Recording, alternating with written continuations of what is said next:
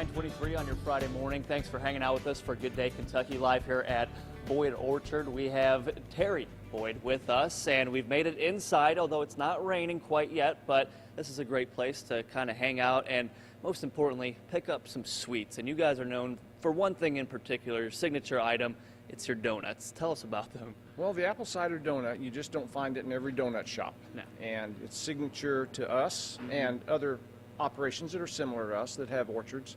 It's kind of something across the nation that is out there, but we just really try to concentrate on it. It's what we try to do the best job at. It's our signature item here, and we sell a lot of apple cider donuts. Such a unique taste. You said it's hard to find. I mean, I've only had one in my life, and it was yours. Actually, it was more than one. I'm saying one variety, but you guys make it right here in-house behind us, and some of these, I mean, you can still see the steam on the packaging here.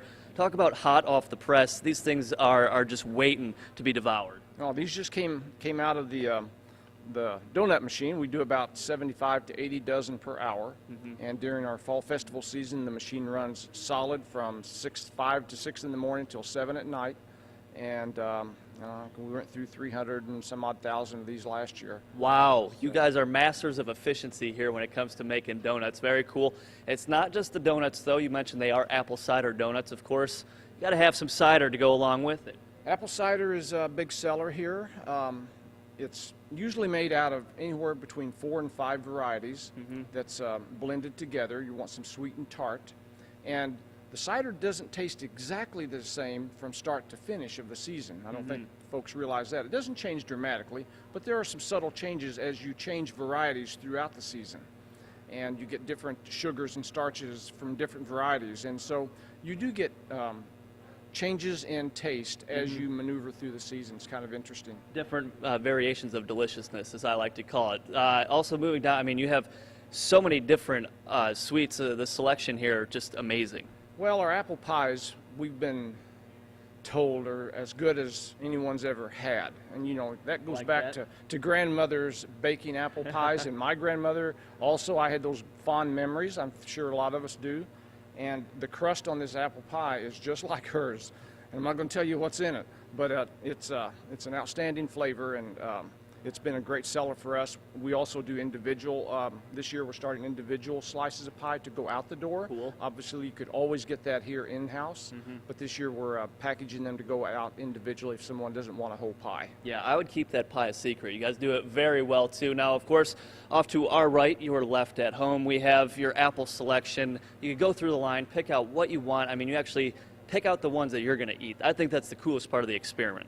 Well, you know, we've tried to make it simple for everyone. We've tried to keep our pricing to where you can mix and match the apples, and it's all the same price. And we have a graduated scale of pricing, so the more you purchase, the less expensive per pound it is. And that's a nice incentive for folks when they're buying apples. And we have an unofficial scale. When they weigh out, our scales are all official, but we have an unofficial weigh scale that just gives them an approximation of what they're picking out, so they know whether to put a few more in to go to that next price level that drops 20 cents a pound. And right now we have 13 varieties of apples, a couple varieties of pears. 13, wow. That's what's on the floor. We grow 44 varieties. So we still have several to come ahead of us. And some of these will disappear as we run out, and then new apples will come in as we harvest.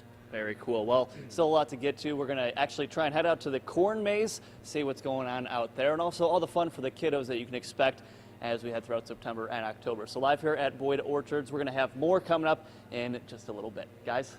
Okay, Eric, we're making progress. We've got him now inside near the donuts area where the donuts are, but he needs to bring back to us. For the next shot, I just want him at the end of the conveyor belt where they're coming off and just his mouth wide open and just like letting them come one by one. I think we could work that out. All right. We'll get the message to him.